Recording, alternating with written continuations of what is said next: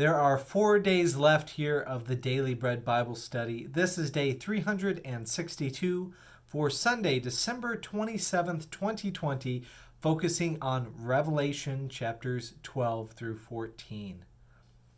Just a reminder, if you are looking for something to do next year, I invite you to be a part of our daily prayer series that will be shaping up in 2021.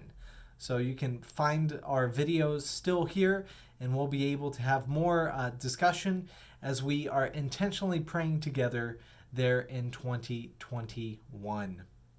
Moving on for the Daily Bread Bible Study today, this is the book of Revelation chapter 12, which the apocalyptic style of writing includes many things that are hard to interpret.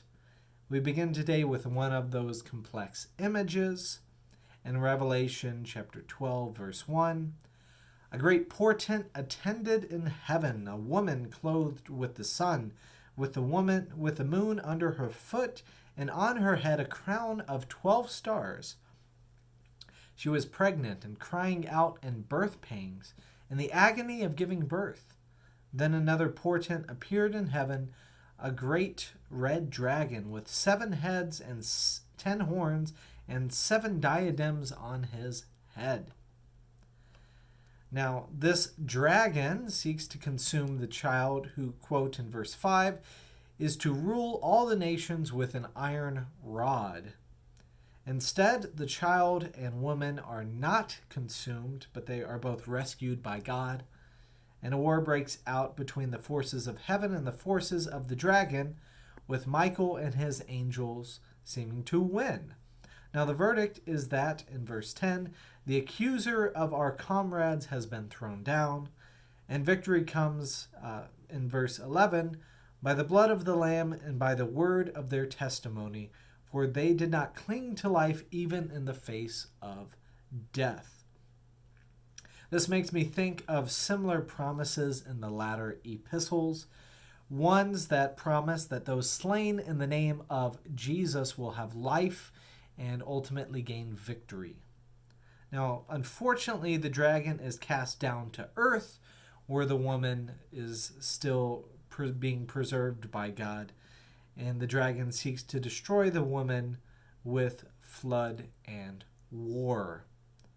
So all of these things are, vivid images, and will be continued over the next few chapters, actually, until the end of the book, as we have these images, and we'll even get more of the references of who this woman might be in connection, especially with the bride that there in the last part of Revelation, the Lamb gets to marry, the bride being the New Jerusalem. So there's all these images that are connected, and Revelation will give us a little bit more insight to what it's meaning, but overall, you can see that there is conflict on a imagery scale. In Revelation 13, then we have the introduction of a new character, a beast, and this one rises, one that seems similar and yet different to the dragon.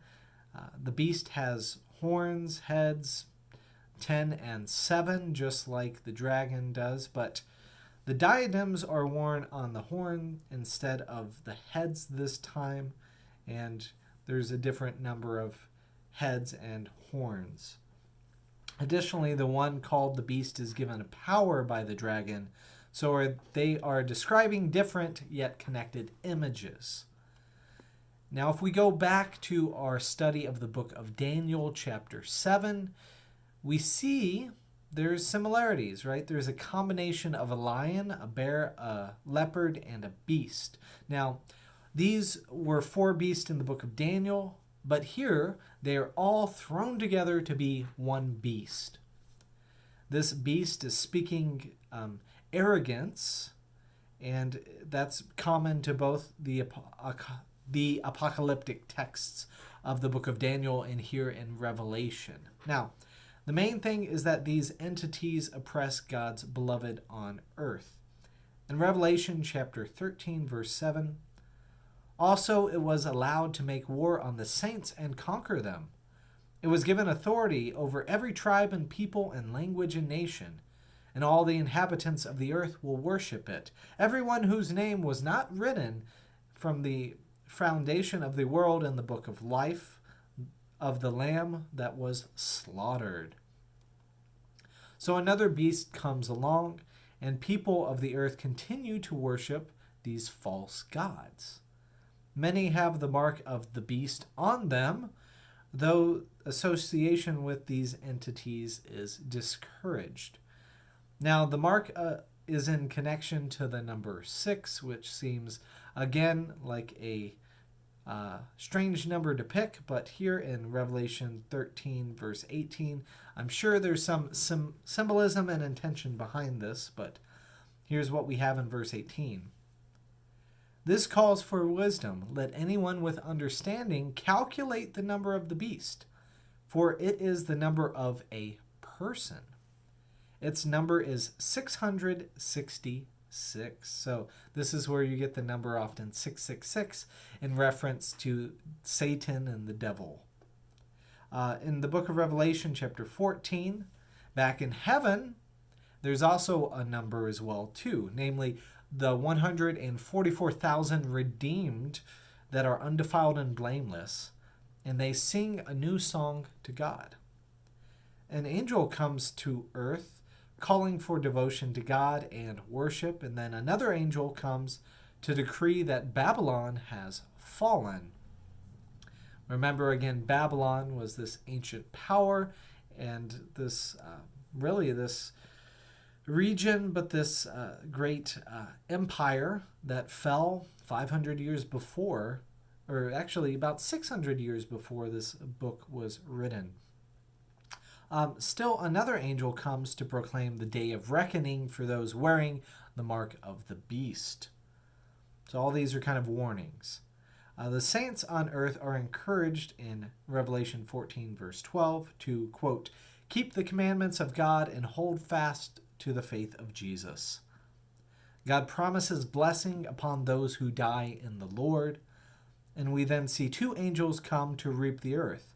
The second reaping the earth for, in Revelation 14, verse 19, quote, the great winepress of the wrath of God. So the grapes of wrath, here again, connected with the book of Revelation. There's all these references that we have in the modern United States society to all of these connections with the Bible. So anyways, that's where we end it for today here in our discussion with some vivid imagery and strange images. I look to unpack these images more coming up in the next few days. So stick with me. We are almost there.